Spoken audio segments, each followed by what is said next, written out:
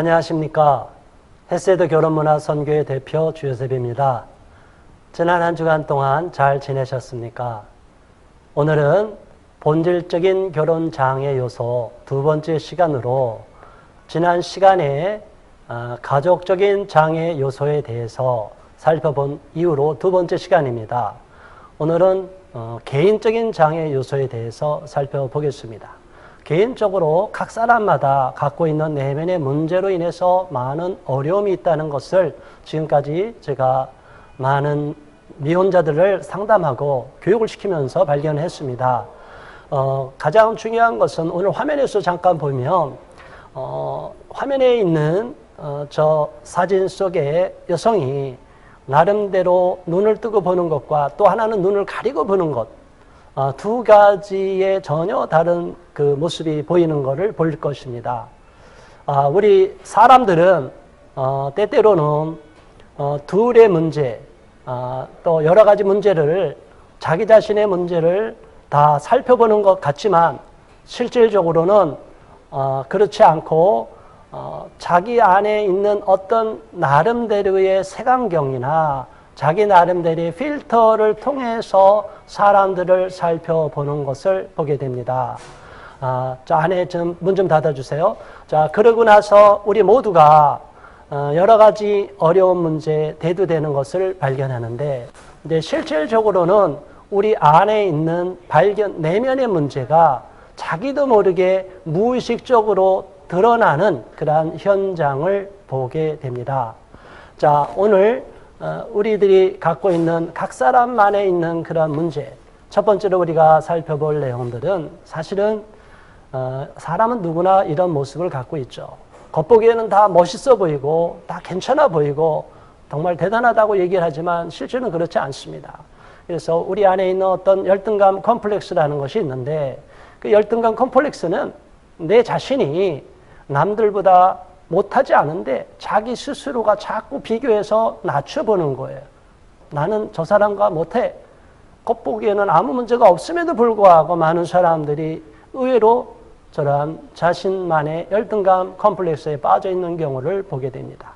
자, 이런 식으로 자기를 너무나 낮추게 되면 자신감이 너무 많이 넘쳐도 문제고, 자신을 분별하고 통찰하지 못하기 때문에 문제고, 또 하나는 자신을 너무나 낮춰보면 상대방 앞에 가서 자기도 모르게 위축이 돼버려요. 특히 이성과 교제하고 이성과 만나려고 하고 또 그 사람과 계속 관계를 이어가서 결혼까지 이행하려고 하는데 내 안에 자꾸 이렇게 발목을 잡고 있는 두려움, 불안감이 자리 잡게 됩니다. 자, 그렇기 때문에 우리 안에 있는 이러한 컴플렉스는 마땅히 극복이 돼야 될 줄로 압니다. 자, 우리 그 다음에 이제 도표를 잠깐 보겠습니다. 일반적으로 우리 한국 남성, 한국 미혼 여성의 그 특징, 컴플렉스가 있는 부분이 있다고 일반적으로 알려진 내용입니다. 한번 잠깐 살펴보겠습니다. 사내대장부 컴플렉스, 남성의 경우입니다. 온달 컴플렉스, 외모 컴플렉스, 장남 컴플렉스, 성 컴플렉스, 지적 컴플렉스, 슈퍼맨 컴플렉스.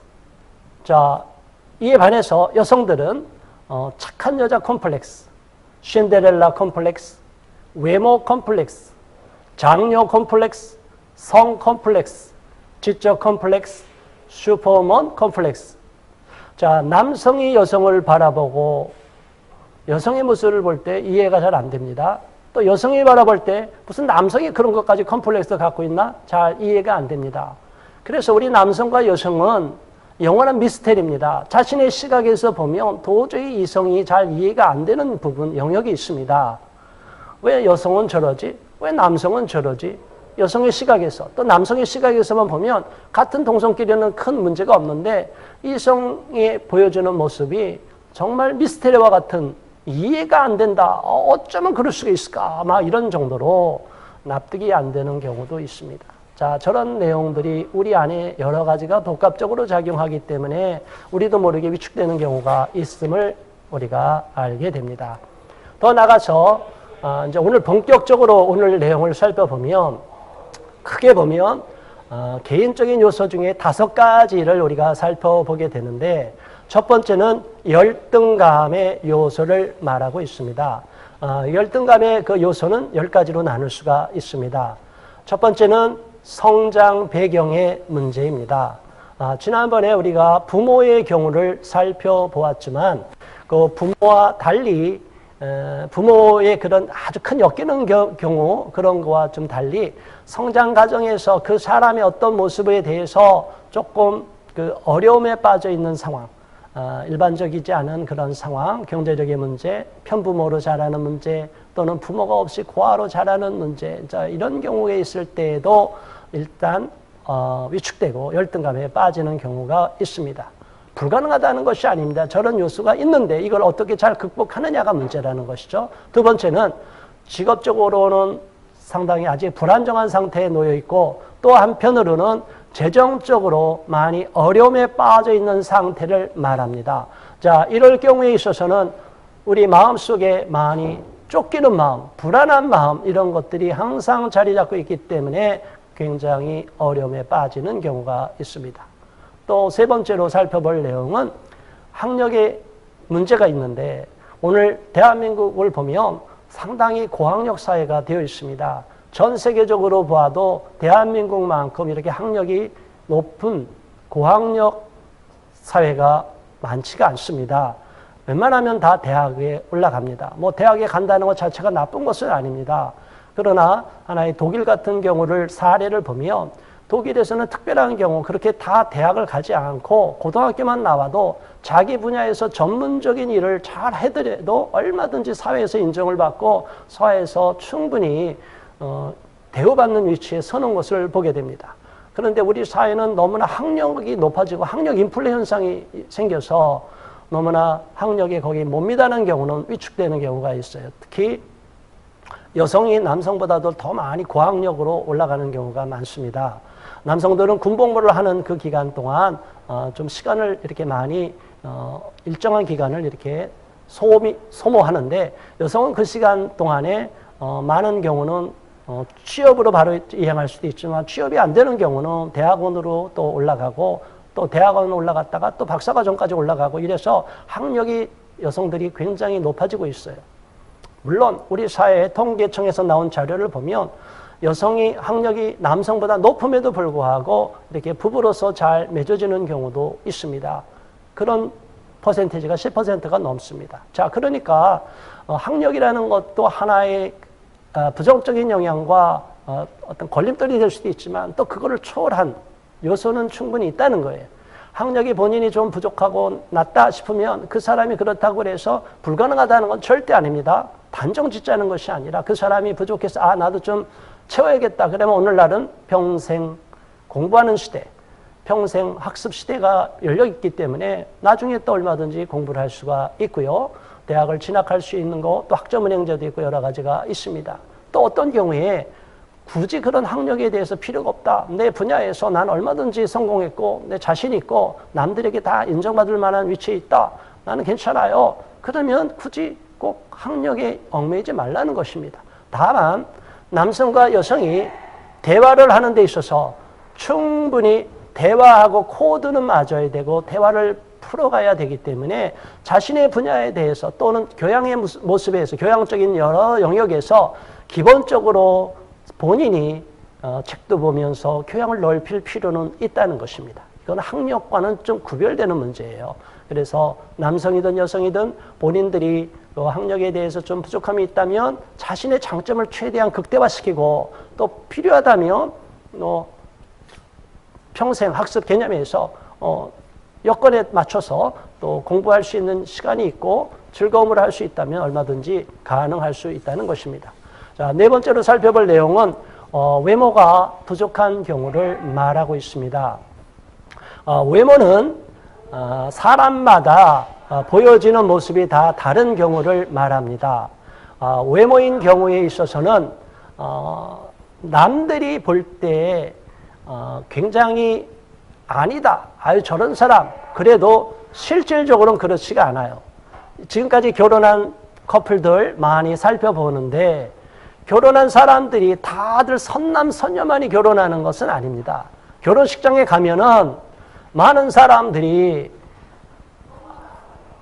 이렇게 포토샵을 해갖고 뭐 많은 경우에 있어서 이게 메이크업을 하고 나름대로 사진을 멋지게 찍어서 갖고 그 내용이 아름다워서 화보집처럼 나와서 결혼 사진은 다 멋있는데 사실은 그렇지 않은 경우도 많습니다. 아무리 뭐 그렇게 꾸며도 안 된다 하더라도 가장 중요한 것은 뭐냐? 결혼하려는 당사자들이 두 사람이 서로 눈에 콩깍지가 씌워지는 거예요. 그래서 집신에도 짝이 있다는 말이 있지 않습니까? 우리 속담에. 사람은 다 각 사람마다 맞는 짝이 있어요. 그 짝을 만나기까지 다 힘들고 고생하고 어려운 건데 그런 짝이 다 있다는 것을 알고 소망으로 가야 됩니다. 또 이 부분은 좀 이따 다시 구체적으로 살펴보겠지만요. 우리가 외모가 좀 부족한다고 해서 위축이 되는 경우가 있는데 꼭 모든 것을 다 이렇게 성형수술해서 정말 불안관에 나오는 그러한 연예인들과 같이 꼭 규격된 아름다운 모습을 보여야만이 다 매력적이냐? 그렇지는 않다는 것이죠. 사람마다 개성이 다르고 사람마다 보여지는 모습이 다 다릅니다. 또 미의 기준도 우리 사회가 갖고 있는 미의 기준과 동서양의 미의 기준이 또 차이가 납니다. 자, 우리 한국 사람들이 전통적으로 볼 때 정말 외국 사람들이 볼 때 우리가 아름답게 보이는 여성상과 우리 한국 사람들이 볼 때 정말 이쁘다고 하는 여성상이 좀 차이가 납니다. 조금 우리가 잘 어떻게 보면 이해가 안 되거나 이상하다 싶을 정도의 내용이 뭡니까? 한국 모델인데 세계적으로 유명한 모델들을 보면 그렇게 얼굴이 우리가 선호하는 대로 뭐 멋진 누구 탤런트나 영화배우처럼 아름다운 모습이 아니에요. 오히려 그 모델의 모습이 아주 전형적인 오래전에 한국의 토속적인 그런 외형을 갖고 있는 여성들이에요. 그런데 그런 분들을 해외의 시각, 서구의 시각에서 보면 굉장히 동양적인 미로서 받아들입니다. 그러니까 미의 기준이라는 것은 개인도 차이가 날 것이고 동서양의 그 문화도 차이가 날 것이고 각 국가별로 또 보는 미의 기준도 차이가 납니다. 그러니까 내 모습 그대로가 지금 이 상황에서는 안 좋게 보이고 아니다고 별로 매력이 없다고 느낄지 모르지만 너무 위축될 필요가 없다는 거예요. 전혀 다른 제3자가 볼 때는 내 모습 그 자체가 너무나 매력적으로 보는, 아름답게 보고 멋있게 보는 사람이 반드시 있다는 것입니다. 그러니까 외모에 너무 위축되거나 컴플렉스에 빠질 필요가 없으니까 여러분 모두가 스스로 용기를 가질 수 있기를 바랍니다. 다섯 번째는 안타까운 일입니다. 강물이 흘러가면 시간이라는 것을 비유해서 시간이 이제 흘러갑니다. 강물처럼. 그러면 흘러가 버리고 난 건 다시 돌이킬 수가 없어요. 근데 많은 사람들은 우리의 의식은 계속 흘러가는 강물에 떠내려가는 그 물건에 집착하는 것과 똑같습니다. 과거에 이미 사건으로 흘러가 버리고 지금과 직접 연관이 안 되고 있는 문제는 그렇게 신경을 안 써도 되는데 우리 사람은 그게 아니에요. 감정적인 동물입니다. 그렇기 때문에 지난날의 어떤 실수 때문에 막 죄책감도 빠질 수도 있고 실수한 것을 너무나 곱씹으면서 너무나 비통함에 빠지고 괴로워하는 경우가 있어요. 너무 그러지 마시기 바랍니다. 사람은 누구나 실수할 수도 있고 자신의 모습이 지난날의 부끄러운 모습, 참 그때 꼭 그렇게 행동하지 않으면 좋았을 텐데 왜 내가 그 정도밖에 행동하지 못했나, 그런 자기 자신을 보면 좀 이렇게 부끄러움과 수치심과 자책감이 들 때가 있어요. 자괴감에 빠질 경우도 있어요. 그런데 거기에 너무 연연하지 마시고 지나간 과거는 과거로 다 흘려보내고 이제 나에게는 지금 현재와 다가올 미래가 있다라고 생각하시고 그 미래를 향하여 희망으로 전진할 수 있기를 바랍니다. 여섯 번째로 신체 및 심리 정신적인 장애가 있는 경우를 말합니다. 자, 사람마다 선천적이든 후천적이든 장애를 있는 경우가 있습니다. 신체 장애. 이런 경우에 많은 분들이 어떻게 이거를 인식하느냐. 혼자 있을 땐 또 괜찮고 혼자서 생활하고 적응해 나기도 어려운데 막상 결혼이라는 문제 앞에 대두될 경우에는 또 어려움에 빠지는 경우가 있습니다. 불가능하다는 건 절대 아닙니다. 장애우는 장애우대로 또 결혼의 문제가 어려움이 있다면 그 방법대로 또 풀어갈 수도 있습니다. 그런데 제가 과거에 한번 경험한 그 이야기를 간단히 소개하면 50이 넘었는데도 결혼이 잘 안 되는 중증 장애우가 있었습니다. 이제 그분에게 이제 저랑 대화를 하면서 일반적으로 결혼의 문제가 안 풀리는 경우에 있어서는 자신의 눈높이에 잘 맞는 사람을 골라야 되는데 그렇지 않고 너무나 눈높이를 높이 갖는 경우에 결혼 문제가 잘 안 풀리는 경우가 있습니다. 혹시 어떤 경우입니까? 이렇게 제가 조심스럽게 드려봤습니다. 그랬더니 그분도 제 얘기를 공감하시면서 그런 것 같습니다. 그런 부분이 있었던 것 같습니다. 본인에게도 꼭 정상인과 결혼하지 않았다면 괜찮은 조금 뭐 부분 장애든가 뭐 경미한 장애를 가진 분들도 있었다는 거예요. 좋은 분들이. 그런데 본인이 자꾸 그런 컴플렉스 때문에 정상인만을 꼭 만나야 되겠다는 이런 것에 집착하다 보니까 그런 분들을 결혼 배우자가 하면서 이렇게 제쳐놨다는 거예요. 그런데 지금 와서 보니까 결혼 못한 50을 넘어서 보니까 너무나 안타까운 마음이 듭니다. 그런 제 자신의 모습이 깨달아집니다라고 생각하고 말한 적이 있습니다.